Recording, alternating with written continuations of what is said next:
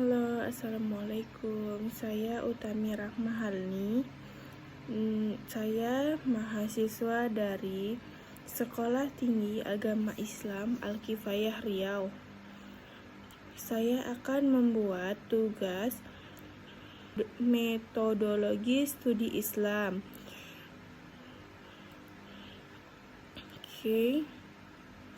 Metodologi studi tafsir.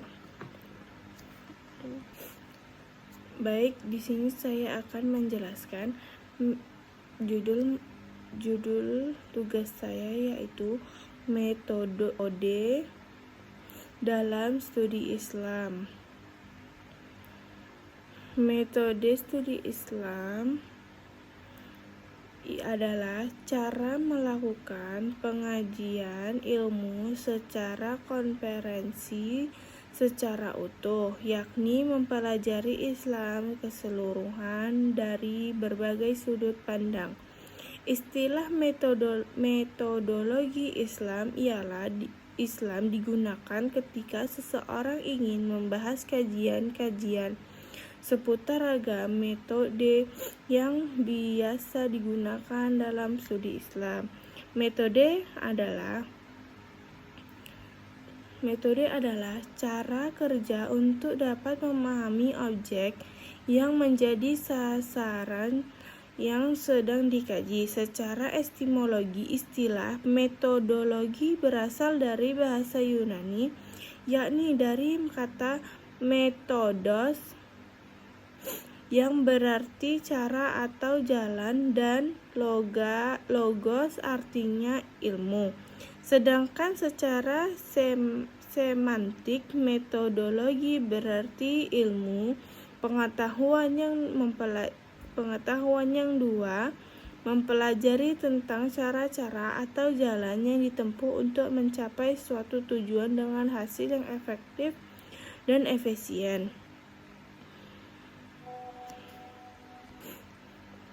Secara sederhana, metode adalah memberi sebuah ide yang menjelaskan tentang apa atau penelitian akan memproses dengan cara bagaimana di dalam penelitiannya agar dapat mencapai tujuan penelitian. Metode studi tafsir. Tafsir secara bahasa bermakna menyingkap sesuatu yang tertutup sehingga menjadi jelas. Jadi, sebagaimana dijelaskan oleh pakar bahasa Arab Ibnul Fasir dalam Mu'jam Muqayyis al-Lughah, bahwa makna bahasa dari kata tafsir adalah kembalinya kepada penjelasan sesuatu.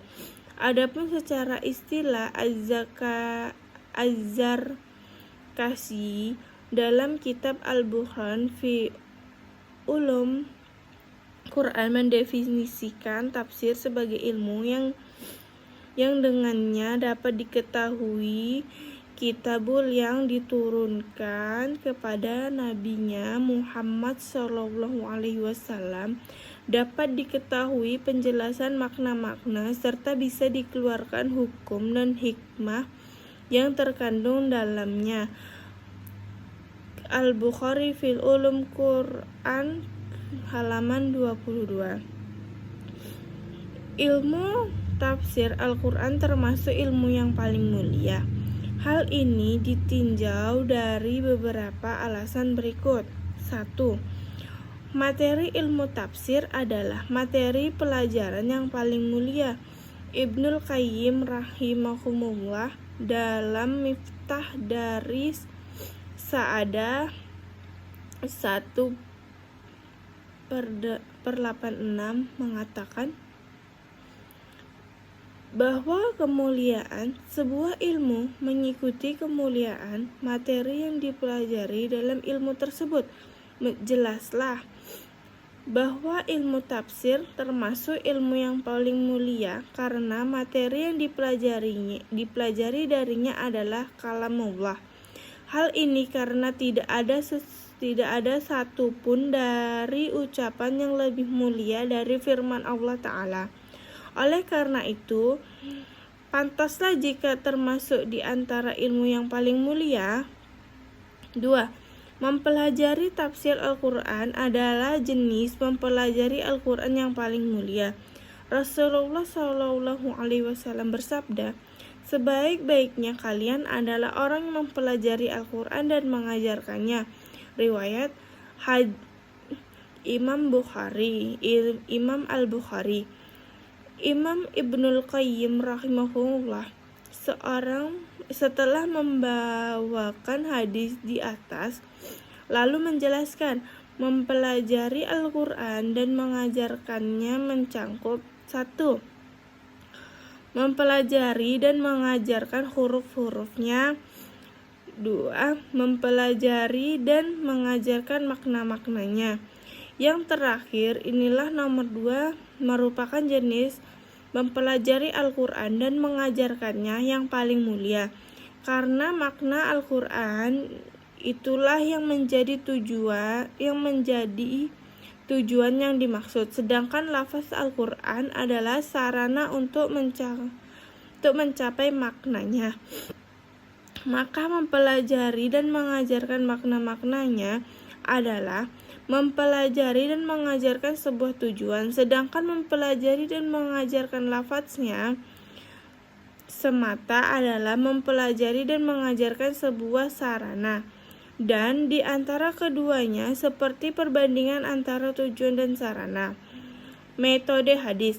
Al-hadis secara bahasa Arab artinya baru, secara istilah adalah hadis. Secara istilah, hadis adalah semua yang disandarkan kepada Nabi SAW berupa perkataan, perbuatan, persetujuan, dan sifat. Dengan kata lain, riwayat yang bercerita tentang perkataan Nabi SAW, maka itu disebut hadis. Demikian juga riwayat yang dibicarakan tentang perbuatan Nabi SAW atau persetujuan beliau terhadap perbuatan para sahabat atau tentang karakteristik beliau, maka itu semua termasuk hadis. Istilah hadis ini disebutkan oleh Nabi SAW dari Zaid bin Thabit radhiyallahu anhu. Nabi SAW bersabda, semoga Allah mencerahkan wajah orang yang mendengarkan hadis beliau, kemudian ia menghafalnya hingga menyampaikannya kepada orang lain. Betapa banyak orang yang membawa ilmu hadis, yang membawa ilmu namun ia menyampaikan kepada orang yang lebih memahaminya. Betapa banyak orang yang membawa ilmu namun ia tidak memahaminya. Riwayat Abu Daud nomor 3660. Ilmu hadis termasuk ilmu kebanggaan umat Islam karena umat sebelumnya tidak mengenal untuk lafaz semua apa yang dibawa oleh Nabi mereka dengan meriwayatkannya. Mestinya kebenaran dan memahaminya seperti yang ada pada umat ini. Para ulama Islam telah menulis ilmu yang agung, yaitu ilmu hadis. Tujuan ilmu ini adalah membahas semua hal yang berkaitan dengan hadis Nabi, baik itu sisi periwayatnya dan sejauh mana kebenarannya, atau dari sisi redaksi periwayatnya dan semua yang berkaitan dengan hal itu, baik dari sisi kesempatan, hafalan, makna, pemahaman, dan kesimpulannya. Oleh sebab itu, ilmu hadis dibagi menjadi 2 bagian. Ilmu hadis dari sisi perawinya atau periwayatnya atau rawiyah. 2. Ilmu hadis dari sisi pemahamannya atau dirawiyah. Adapun ilmu hadis riwayah adalah yang dikenal dengan ushul hadis, yaitu sebuah hadis yang berkaitan dengan kebenaran redaksi hadis, kondisi para rawi, dan semua yang berkaitan dengan hal itu. Sedangkan hadis dirayah adalah yang membahas tentang makna redaksi hadis dan semua hukum dan manfaat atau hikmah yang bisa disimpulkan dari hadis tersebut. Haji Khalifah dalam Kashfuz Zuhunun. Ilmu biriwayatil hadis adalah ilmu yang membahas tentang bagaimana tersambungnya hadis-hadis yang ada dengan Rasulullah SAW dari sisi kondisi para perawinya, sisi hafalan dan keadilannya, bisa dipercayainya atau bisa dipercayanya, dan dari sisi bagaimana sanadnya bersambung atau terputus dan lain sebagainya. Hal ini lebih dikenal dengan usul hadis sebagaimana yang sudah dijelaskan. Adapun ilmu diriwayatil hadis adalah ilmu yang membahas tentang makna kontekstual dari redaksi hadis dan tentang maksud yang terkandung dalamnya, disesuaikan dengan kaidah bahasa Arab dan rambu-rambu syariat, dan disesuaikan dengan kondisi Nabi Shallallahu Alaihi Wasallam. Kemudian dari kedua cabang ilmu hadis dibagi lagi menjadi beberapa bagian pembahasan sampai mereka tidak meninggalkan semua kata yang berserak dan yang masuk, khususnya yang berkaitan dengan ketetapan dan makna redaksi hadis, kecuali mereka telah membahasnya sesuai perinci per bab. Metode studi hadis. Pendidikan fikih sebagai bagian dari pendidikan agama Islam memiliki pengaruh yang cukup besar dalam pembentukan watak dan perilaku peserta didik, khususnya di tingkat dasar, karena melalui mata pelajaran fikih, guru dapat membangun motivasi pada siswanya untuk mempraktekkan nilai-nilai agama dalam kehidupan sehari-hari. Proses belajar di sekolah memiliki peran yang sangat penting dalam pembangunan perilaku generasi muda di masa mendatang.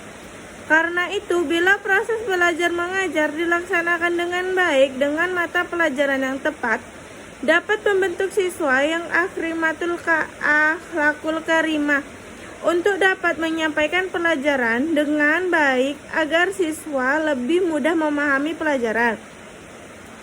Seorang guru selain harus menguasai materi, guru dituntut untuk dapat terampil dalam memilih dan menggunakan metode pengajar yang tepat untuk situasi dan kondisi yang dihadapinya. Penelitian ini dilaksanakan untuk memproses pembelajaran dalam mata pelajaran fikih, dapat membentuk kebiasaan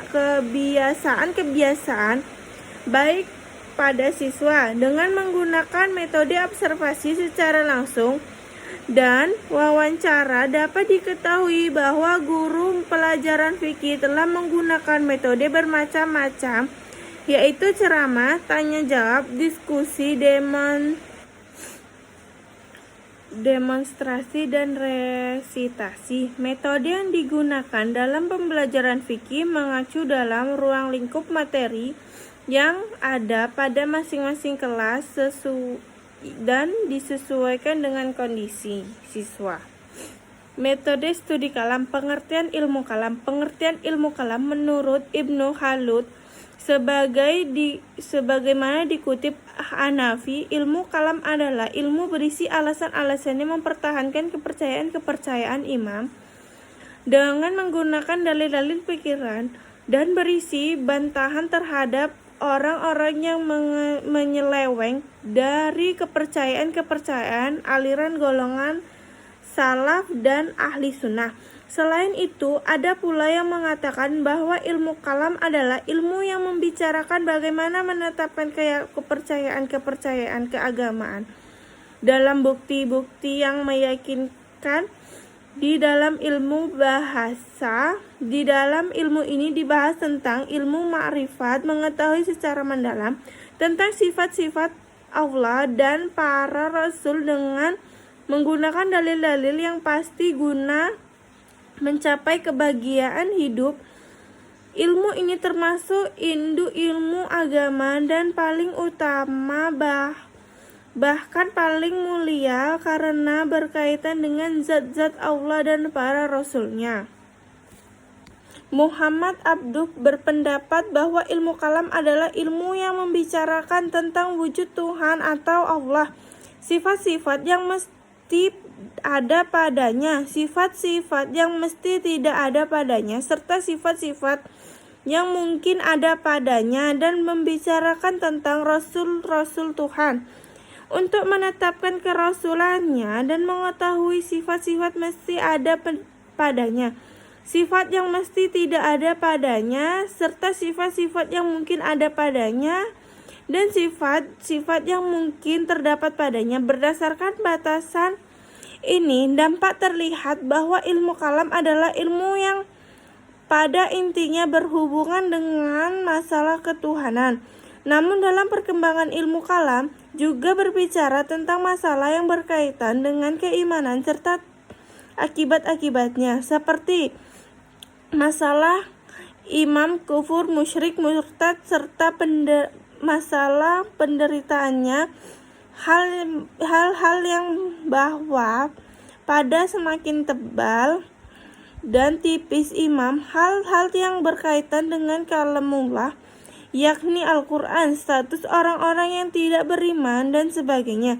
Sejalan dengan perkembangan ruang lingkup pembahasan ilmu ini, maka ilmu kalam terkadang dinamai pula dengan ilmu tauhid, ilmu usuluddin, ilmu aqaid, dan ilmu ketuhanan. Model-model penelitian ilmu kalam. Secara garis besar, penelitian ilmu kalam dapat dibagi ke dua bagian, yaitu pertama penelitian yang bersifat dasar dan pemula, yang kedua penelitian bersifat lanjut atau pengembangan dari model pertama. 1. Penelitian pemula. Melalui penelitian model pertama, dapat kita jumpai sejumlah referensi yang telah disusun oleh para ulama selaku penelitian pertama yang bersifat dan keadaannya telah disebutkan di atas. Dalam kaitan ini kita jumpai beberapa karya hasil penelitian. A. Model Abu Mansur Muhammad bin Mahmud al-Maturidi Samarkandi. B. Model Imam Abi al-Hasan bin Ismail al-Ash'ari. C. Model Abad al-Jabar bin Ahmad. 2. Penelitian lanjut. Selain penelitian yang bersifat pemula, dalam bidang ilmu alam juga dijumpai penelitian yang bersifat lanjutan, yaitu penelitian di atas. Sejumlah karya yang digunakan oleh para peneliti pemula. Pada peneliti lanjutan ini, para peneliti mencoba melakukan deskripsi, analisis, klasifikasi, dan generalisasi. Sebagai hasil penelitian lanjutan ini dapat ditemukan sebagai berikut. A. Model Abu Jahrah. B. Model Ali Mustafa Al-Khurabi. C. Model Al-Latif Muhammad Al-Ashri. D. Ahmad Mahmud Suhaib. Metode studi tasawuf. Tasawuf adalah salah satu bidang studi Islam mempelajari pembersihan rohani manusia untuk membentuk akhlak mulia. Berikut ada beberapa hal yang diketahui tentang tasawuf, yaitu tasawuf bertujuan untuk mendekatkan manusia kepada Allah dan menghindari godaan nafsu yang hanya bersifat sementara. Ajaran tasawuf mengajarkan manusia tentang sikap mental sebagai makhluk kepada Allah dan hubungannya dengan sesama manusia. Dasar tasawuf didasarkan pada beberapa ayat Al-Quran seperti Surat Al-Baqarah ayat 105, Surat Al-Baqarah ayat 186, Surat Qaf ayat 16, dan Surat Al-Kahfi ayat 65. Aliran tasawuf dibagi menjadi 3, yaitu tasawuf falsafi adalah mengajarkan tentang pentingnya menghadirkan visi dan misi ketuhanan dalam segenap kehidupan, baik kehidupan pribadi, keluarga, dan masyarakat maupun kehidupan berbangsa dan bernegara. 2. Tasawuf al-haqi adalah mengajarkan tentang perbaikan akhlak manusia, mencari kebenaran dan mewujudkan manusia dapat mengenal Allah Subhanahu wa Ta'ala. 3. Tasawuf amali adalah salah satu jenis tasawuf yang menekankan pada perilaku baik, terutama dalam amalan ibadah kepada Allah Subhanahu wa Ta'ala. Contoh perilaku tasawuf, contohnya yaitu menghisai diri dengan akhlak terpuji, serta banyak berzikir, bertaubat, bersyukur, bersabar, bertawakal, mengejar keikhlasan dan keridhaan Allah Subhanahu wa Ta'ala. Meningkatkan ma'rifat dan menambah mahabbah kepada Allah Subhanahu wa Ta'ala. Tujuan dari ilmu tasawuf diantaranya ialah bertujuan untuk mewujudkan stabilan jiwa seseorang, menguasai dan mengendalikan hawa nafsu seseorang.